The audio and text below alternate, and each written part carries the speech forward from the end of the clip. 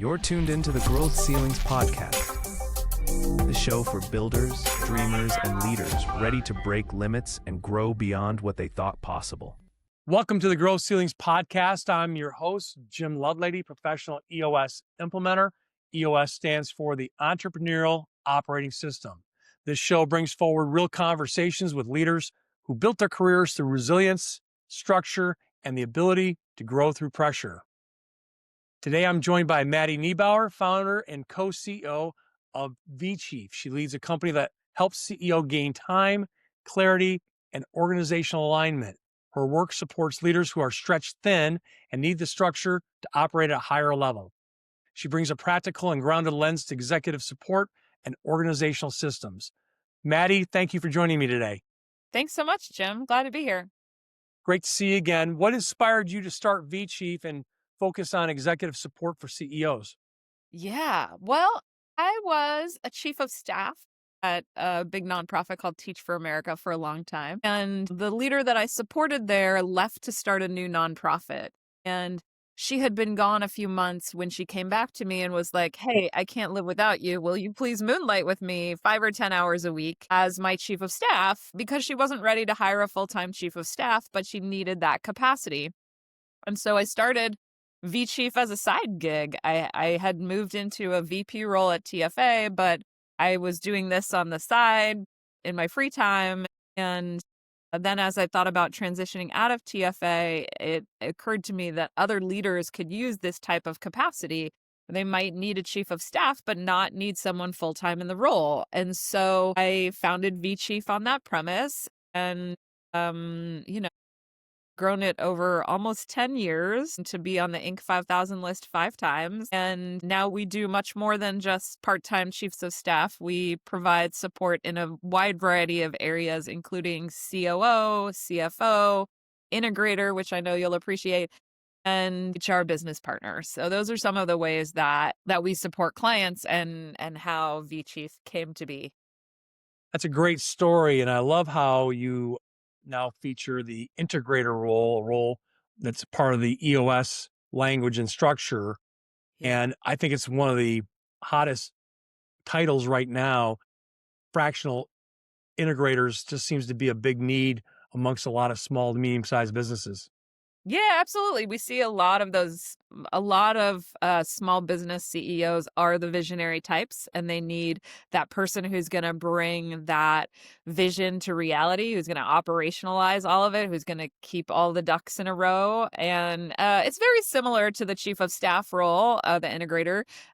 It's just very, in the way that EOS works. And so it's a great framework, and we've had a lot of success working with clients. Which is a great segue into this that I want to ask you. When you observe overwhelmed leaders, Yeah. what patterns stand out to you? I think patterns. I think often leaders want to be giving of their time, right? And there's some that are sort of people pleasers. There are some that are just natural extroverts. And so when someone asks them for a meeting, their inclination is to say yes, which is not to say that that's a bad inclination, but every yes to something or someone is a no to something else. And so I think leaders can get in their own way by, being accommodating to everyone who's asking for that, whether that's someone external to their organization or to their team members who want feedback before they make decisions, right? And I think, so that's one piece. I think another piece is really around trust and around being able to let go of things. I see a lot of leaders who either think they can do it better than anyone else, and they might be right, but could someone else do it mostly just as good? I total victim to this myself. There were lots of things I did not want to give up in my business, and ultimately when I did, it was game-changing. So I think being able to let go of things and trust that someone else is going to do a great job. Those are some of the things that I think keep leaders at the wrong level, right? It's not that they're doing the wrong thing. It's that they are not focused on the higher level strategic thinking, visionary work that they're supposed to be doing, right? They're like, I'm going to be stuck in the weeds acting like an integrator or some mashup in between. I was going to ask you that next. What is the biggest mistake that CEOs make with delegation? Is there anything else you think of Yeah, go ahead. Delegation. I think the biggest mistake is not doing it, right? Or assuming that the time that it's going to take to delegate it is going to make it not worth it because they think about it as a one-time deal instead of thinking about like, I am going to delegate this thing that is going to keep happening. And it's going to take me time the first time to get someone up to speed and get them operating to the level that I need them to.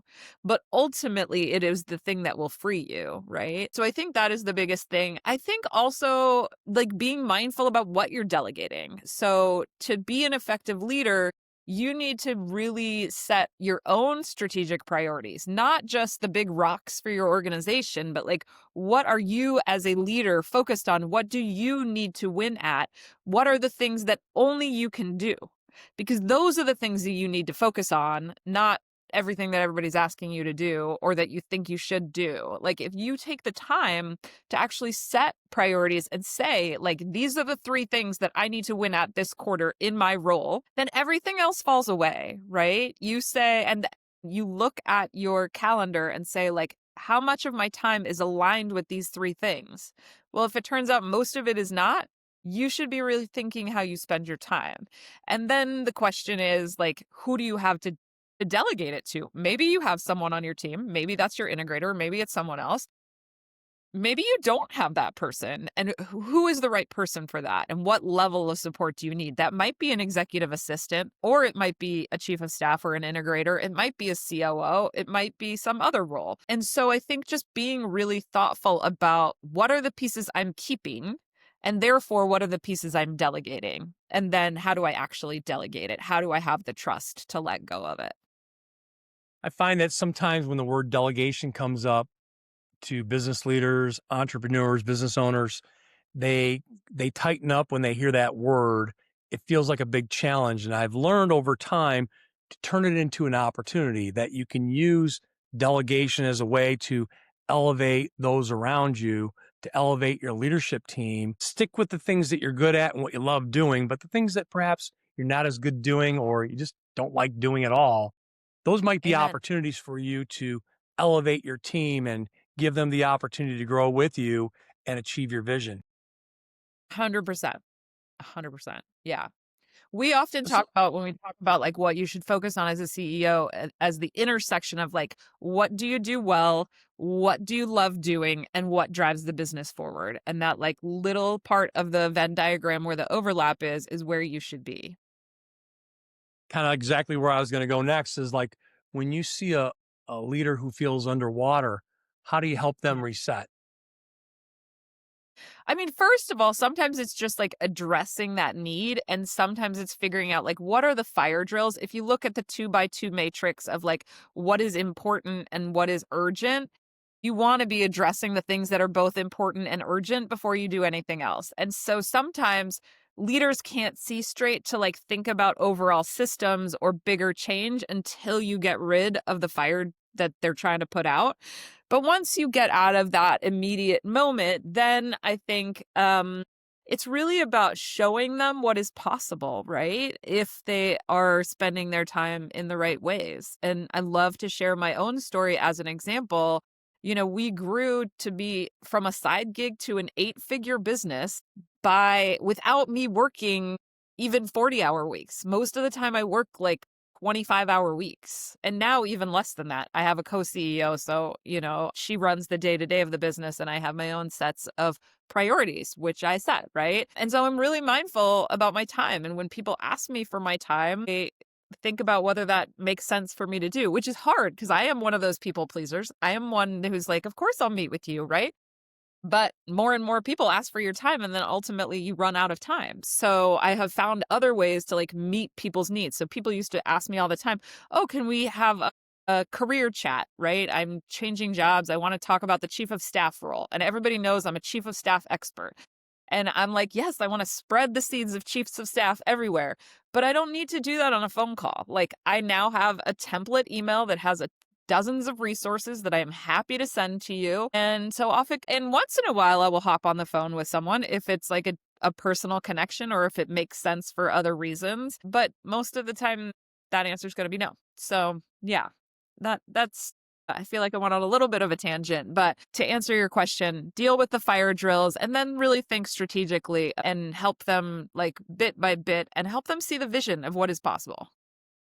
You mentioned your title and you said co-CEO. You've got a co-CEO, the two of you. Are you the visionary in the company? Yes, I am the visionary of the company. And it's funny because I think by my nature, I said for the longest time, Jim, I said, I am a chief of staff at heart, which is basically saying I'm an integrator.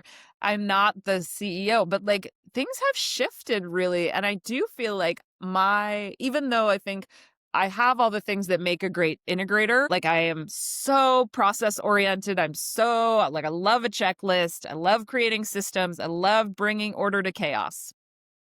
But now I love somebody else doing that. And then I get to think about the big picture stuff and the strategy. And it just feeds a different part of my brain. I mean, my co-CEO is definitely plays more of the integrator role, although she is visionary in her own right. Like she comes up with really great ideas, but she is the one who is actively implementing all the things. So God bless her.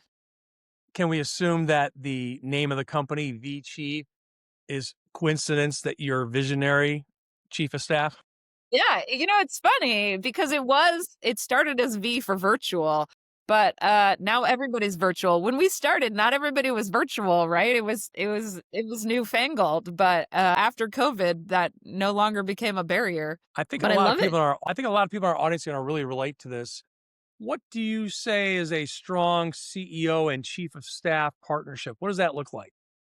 Yeah, I think the best chiefs of staff, and I think this is probably true for integrators also, are ones who really complement the leader. So people are like, what is the chief of staff role? And I can give you like several buckets of things that a chief of staff usually does. They help strategically think about a leader's time. They help lead things like team meetings and retreats. They help manage special projects that don't have another natural home. They are often like a culture carrier in the organization. They're an ear to the ground but the reality is like every chief of staff job is really different by design because it's meant to complement the CEO and where their skills and their gaps are.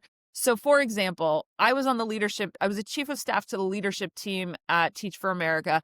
And like everybody on the leadership team had a chief of staff. And then we had a little chief of staff club. And we would talk about the ways that we supported leaders. And they were vastly different, right? Like one was helping this leader. The founder of Teach for America was speaking all the time. All she did was run around and speak to different audiences. She did lots of other things, but that was most of what she did. So a lot of that chief of staff's time was like looking at requests that came in. Should she do this? Helping her plan her speeches, making PowerPoints for her, whatever it was, right? And then you look at the president, who was the one who was like actually running the internal organization, and he oversaw like 8 different teams, and they would do these big quarterly step back, and they would have like PowerPoint decks that were 80 slides long.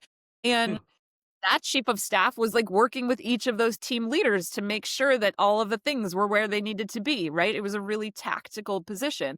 And so, like, even if you just look at those two examples, it's really different. And so I think that is just an example of how it doesn't always look the same, but it is what does that leader need to be effective in their role? And where are the places that, maybe they aren't their natural skill set that they need someone to lean in the same way that an integrator leans in with the operationalizing of the vision. Like Right. it's the two pieces that are complementary that are really important. And when you have them both working, you will go so far. And if only one of them is driving the train, you will not. So, taking a look back through your career, what leadership experience shaped your approach? That's a really good question. My career started in the Peace Corps. I was in West Africa. I was building latrines and putting in water pumps. And I think what that experience taught me was to be scrappy and resourceful, right? Like you don't always have what you need, especially in Africa, things break. And like you would try to throw a meeting for the town and then something's happening in the next town over, so nobody comes, right? Like there's just always things that you would never predict that like hold you back from success.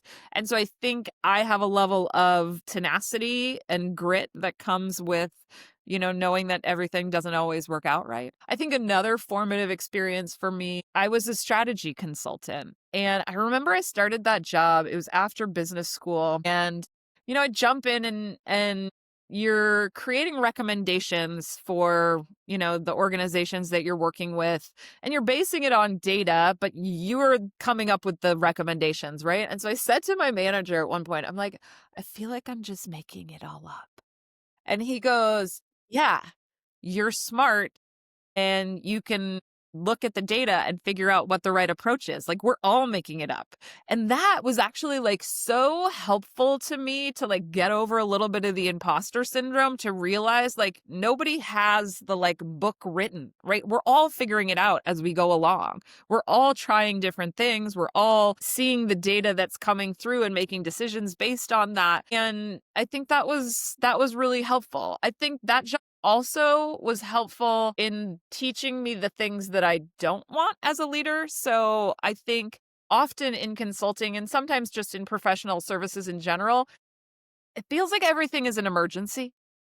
And I'm like, it doesn't actually matter which 4 blue boxes you put on a page and whether they're perfectly lined up. Like, we don't have to have this false urgency about everything in our work, right? And I just really live that value day to day. Like, I try to stay focused on what matters and what's important. And if I want something a slightly different way, I'll ask people for it. But like, I'm not going to make you work on the weekend because I want something a certain way, right? I'm a really, really deep believer that life is really about relationships and about people and about experiences. And it's not about work. And it's not about, like, though I have accomplished many things and I'm very proud of those things, like, if you ask me, what are you proud of in life? It's not going to be like that I have an Inc. 5000 company. It's going to be that I raised 3 kids who are kind and good people, right? And so when I talk about helping leaders take control of their time, it's really about spending more time not on work. Like, I just think our whole culture is so overly work focused. And this is probably like part of spending time in Africa and other things too. Like, and part of like, losing relatives before, while they're still young, or other things. Like, I just realize what's important in life and I want people to be able to focus on that. And so like, I have done that for myself and we help do that for clients.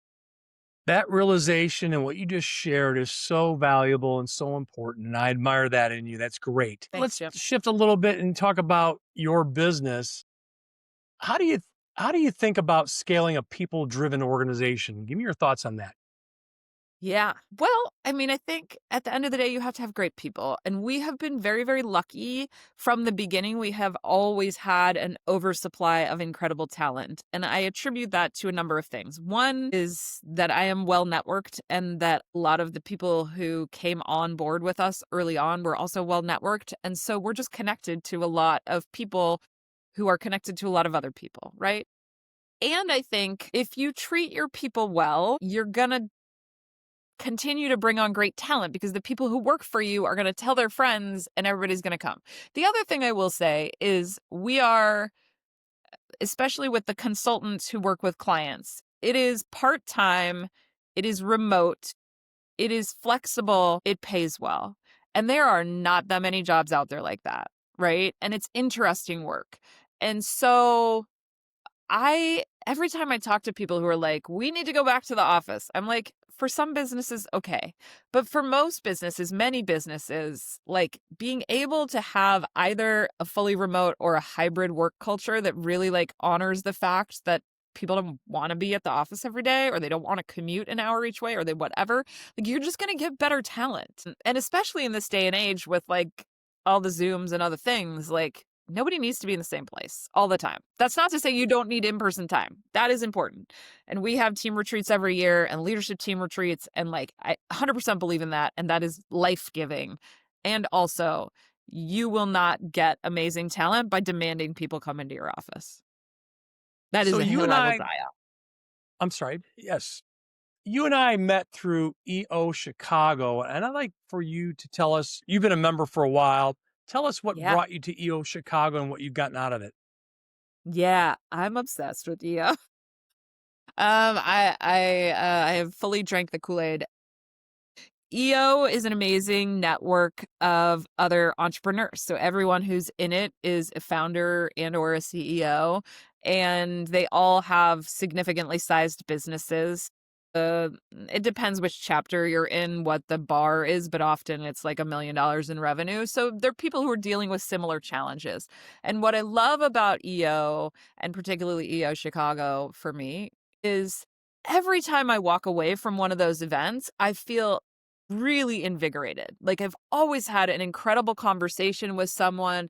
They're just fascinating people. And whether you're talking about business or life outside of work, like people, EO, I think what is unique about it compared to like a Vistage or a YPO or any of the other CEO networking groups is EO talks about this 5%. We talk about the 5 best percent of life and work and the 5 worst percent.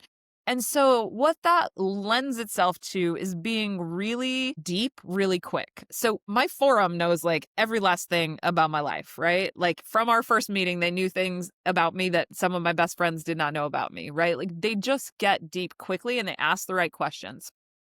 Yeah. But it's not just forum, like your forum you meet with once a month and you work for 4 hours, you work through problems. But even just like at happy hours, right? Like there is some small talk, but it gets deep. It gets deep quick. I should have for the audience defined EO. It's the entrepreneurial organization. In this case, where Maddy and I met was at the Chicago chapter, and there's chapters all over the country in different locales and so forth. So I'll get you out of here on this. What guidance do you give leaders who feel like they're losing control of their time? Yeah, there is a solution to your problem. I think leaders feel like they can't do it all, but they're still supposed to suck it up and do it all, right? You don't have to. Like, let me be the one to give you permission to not work 80-hour weeks, to not feel overwhelmed all the time, to feel like you're behind the ball. There are ways to get around that. And it's really through a process of like prioritizing, delegating, and automating. It's a game changer, and you'll thank me for it. Well, this has been great, Maddy. Thank you for the clarity you bring to an area that quietly determines whether leaders thrive or burn out. This will help many who are listening to this show. Thank you to our audience. Thank you for spending time with us. You are listening to the Growth Ceilings podcast. Follow the show and share this episode with someone who might find it helpful. I'm your host, Jim Lovelady. We'll talk to you soon. Thank you. Thanks, Jim. You've been watching the Growth Ceilings podcast. If you enjoyed this episode, make sure to like, subscribe, and share it with someone who's ready to grow.